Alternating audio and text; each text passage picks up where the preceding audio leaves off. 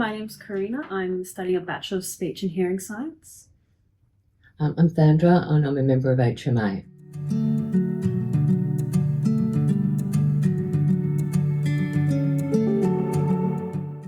Can you share a bit about your hearing loss and how it has impacted your life? I have what is described as a bilateral sensorineural hearing loss. At the moment, it's a sloping loss, moderate to profound. I started to lose my hearing in my early 40s and I was wearing hearing aids from about mid-40s on. When I first started to lose my hearing, it came as a bit of a shock because things were taken away from me and particularly started to impact on my work. I was a high school teacher. I had English history, a lot of discussion type lessons, and it was becoming increasingly difficult. And then I think I made probably one of the best decisions of my life. I decided to go and retrain in special education hearing support. And so I took 12 months on long service leave and I did my Masters in Special Education. I learned so much about hearing loss. I did 2 units of audiology. I learned that hearing aids are only an assistive device. I learned about distance, noise and reverberation and all the things that were impacting. And from going feeling as though I wasn't managing very well, I realised how well I was doing. And I was then appointed to the hearing support unit at Strathfield South High School, and I stayed there until I retired. And it was just the most wonderful part of my career. And it just meant that instead of feeling negative about what was happening to me, I could use my disability to help other people. And it's been wonderful. Then in retirement, I was a little bit lost until HMA moved here. And as soon as they moved here, I joined up and became a volunteer. And so that I'm back in an area where I really enjoy talking and helping people.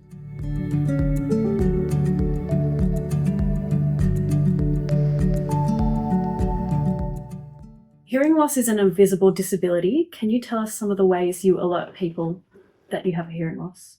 As I said, I will tell people, and just even if I just point to my ears and go, sorry, I wear hearing aids, I can't hear what you're saying. But I also use this, which is the invisible disability lanyard, and I have the card that says I have a hearing loss, please face me and speak clearly or write it down. And it is just invaluable. I had an experience last month. I had to have day surgery. And I went in and I had to deal with the person behind the screen. And so I said, look, before you start, and I got it out of my bag, I said, read this, it'll make your life a lot easier. And she just laughed and went, okay, now I know. So then I had to deal with the next person. Same thing, oh good, thank you. I got to the anaesthetist and I said, before you start, I need to leave one hearing aid in so that when I'm in recovery, I understand what's being said or otherwise you'll be worried about me. And also, and I showed him this. And he went, oh, okay, right. And I said, oh, we can put this away now. And he said, no, we can't. That's going on top. And so they put it on top of me. He said, when you're in recovery, they need to know that. And each one of them said how great it was, where did they get it, and wouldn't it be wonderful if more people used them? So that's been absolutely fantastic. And I always start by saying, this will make your life easier. I'm not going to be aggressive about it. I'm not going to try and put them in an embarrassing situation. And sort of, I can't hear you. This diffuses the situation before it gets difficult. And so it's really, really important.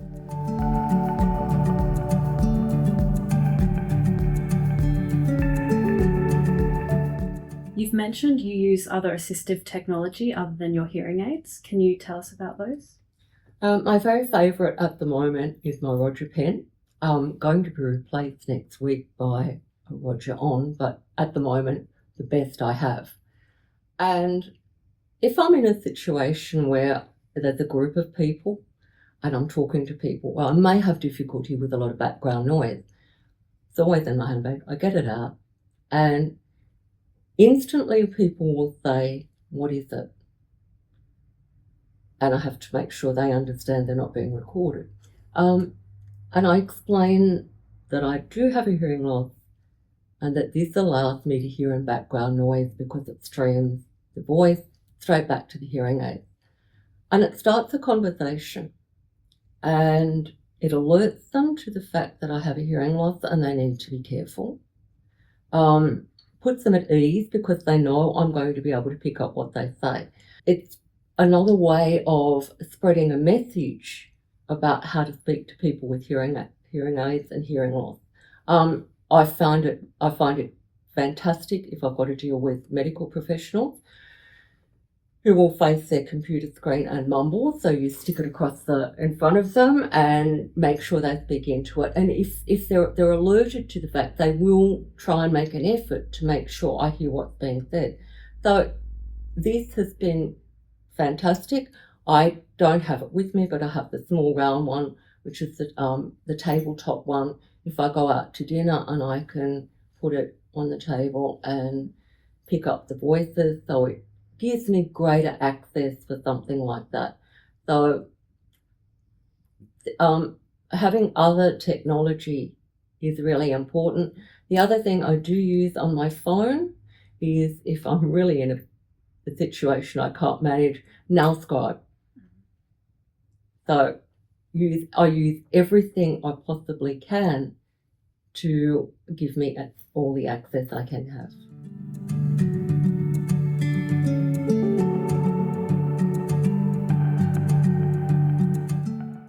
Do you have any tips or advice for others to improve their hearing experience? I think the most important thing is to recognise that you have a disability, take control of the hearing loss yourself and don't let it control you. Learn all you can about the impact that it's going to have on your life. Understand that your hearing aids are only an assistive device.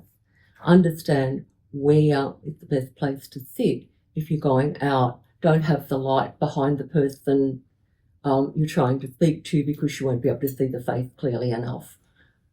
Learn as much as possible, and from that, then learn to advocate for yourself, so that if you're in a situation where somebody's not speaking clearly, you can just say, "Look, excuse me, I have a hearing loss. Could you speak a little more clearly, or would you slow down your speech?" But it's just being in charge of it, acknowledging it, and using everything that you can to make people aware that you need to be spoken to in a different way.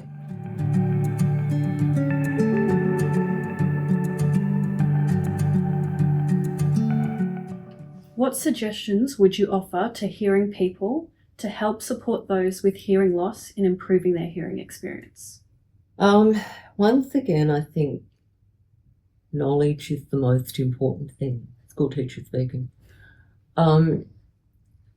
If someone close to you has a hearing loss, you need to be aware of the physical or the sensory problems that they're going to have, where they're going to have difficulty, and help them over that. But I think you also need to acknowledge the social emotional impact. And that's something I didn't touch on in the last answer. A lot of people go through a feeling of loss, not understanding, withdrawing from society. And if you're trying to help a close person, a close family member through, you need to be aware that there are going to be those social emotional difficulties. A person isn't going to feel really good. I mean, I'm so used to wearing hearing aids now that I don't even notice. But when I first got them, of course, they were huge, that they were about 10 times bigger than they are now, and everybody could see them. And it was an embarrassment. Yeah, don't worry. But you need to be able to help people over that. You need to be able to get them to be able to go out and socialise. Because one of the things about hearing loss that we I don't acknowledge is that it takes away your ability to be that fully human. We are social animals, and you go out and you can't understand what's being said. You miss the gossip. You miss a whole lot of little things, and it just takes away your ability to relate to people. I think it was best summed up by Helen Keller, who knew both things, and she said, my blindness cuts me off from things. My deafness cuts me off from people. And sometimes it really takes an effort to go out and mix and socialise, because it's so hard. And for somebody who's trying to help someone with a hearing loss as well, to be understanding of what we call listening fatigue. You get to the end of the day, you've had your hearing aids in all day, it's 9 o'clock at night, you're at a party, and you go, that's it, I've listened for long enough, I can't cope anymore. And you need to understand it yourself, but you need to have others around you understand that that's going to be a problem.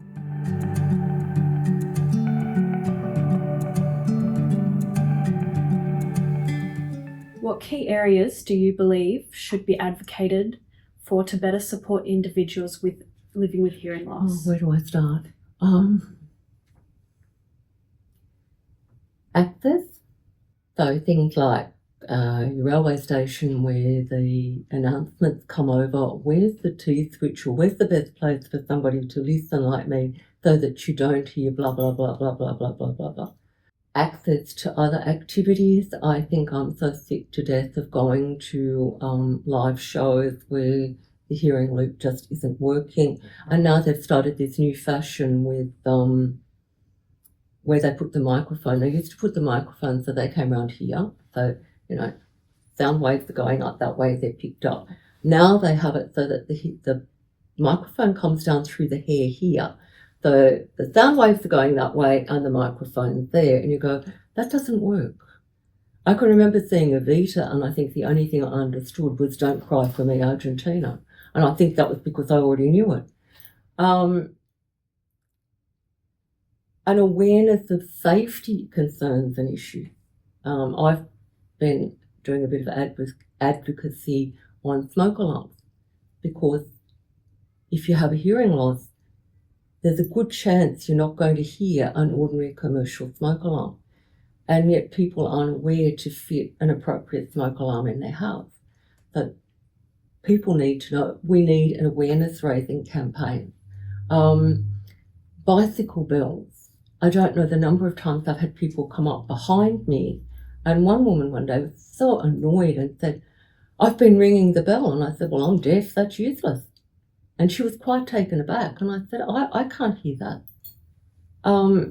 It's all these things that put our safety at risk, stop us being able to really make a contribution to society. I honestly, there are just so many areas. I don't know where to start. I'll just keep on writing letters. That's okay.